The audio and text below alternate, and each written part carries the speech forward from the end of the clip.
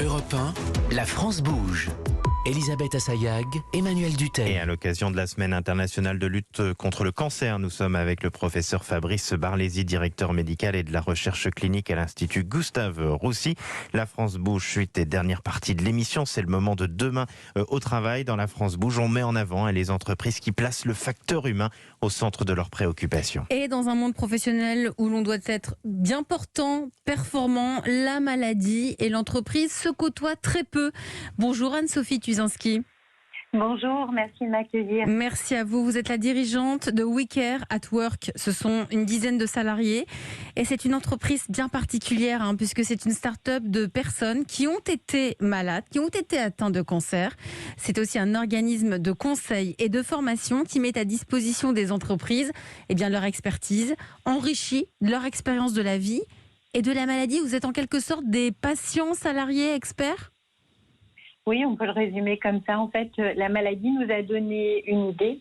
Nous avons constaté que les traitements thérapeutiques nous permettent aujourd'hui de vivre et de travailler après ou pendant d'ailleurs une maladie, mais que la société, les employeurs n'étaient pas préparés. Et donc, nous avons décidé de créer notre entreprise pour les aider à mieux concilier maladie et travail. Comment ça se passe du coup ? C'est une vie au bureau qui est très ouverte, qui est très bienveillante. Vous adaptez, j'imagine, les horaires, parce que c'est aussi bien des malades, des anciens malades et des aidants également. Exactement.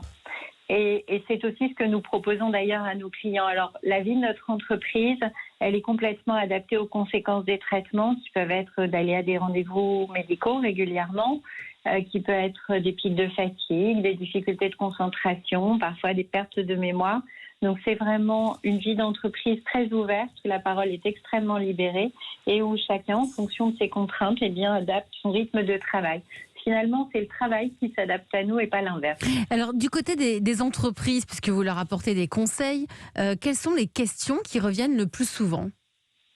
La première question, c'est est-ce que je peux parler d'un sujet aussi tabou que le cancer ou la maladie dans mon entreprise ?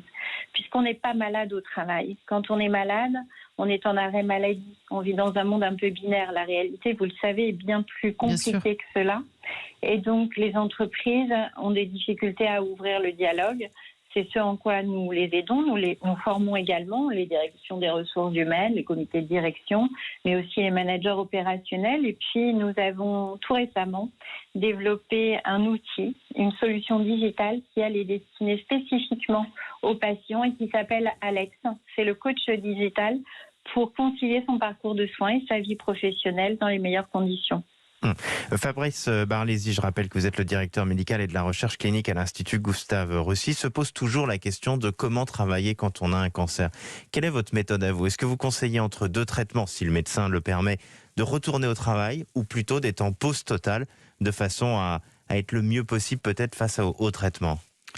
C'est évidemment très variable d'une situation à l'autre, d'un patient à l'autre. Du métier aussi. Bien sûr, du métier et puis de l'appétence que les patients peuvent avoir. Il y a forcément beaucoup d'appréhension au départ des traitements qu'on ne connaît pas bien. Et puis finalement, les traitements qui aujourd'hui sont, pour certains en tous les cas, de mieux en mieux tolérés, permettent aux patients d'exprimer l'envie de se réinsérer le plus vite possible dans ce qui est leur vie normale.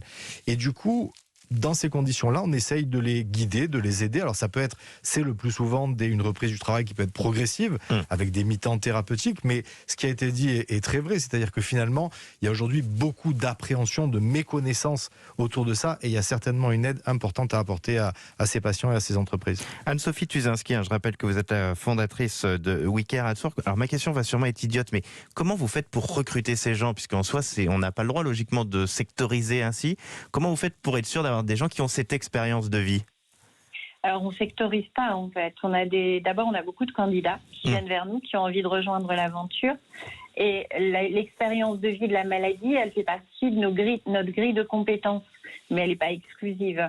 Donc, on a une équipe qui est composée aujourd'hui exclusivement de personnes malades ou d'aidants proches, mais demain, elle sera possiblement composée d'autres personnes et d'autres profils. L'entreprise est ouverte et pas discriminante. Une entreprise ouverte. Merci à vous, Anne-Sophie Tuzinski. Vous êtes la dirigeante de We Care at Work. Vous militez pour une meilleure intégration des malades du cancer au sein des entreprises et vous les conseillez d'ailleurs, ces entreprises. C'est la fin de notre émission. Merci à vous, professeur Fabrice Merci à Barlesi. On a passé un très très joli moment avec vous. Vous êtes le directeur médical et de la recherche clinique à l'Institut Gustave Roussy.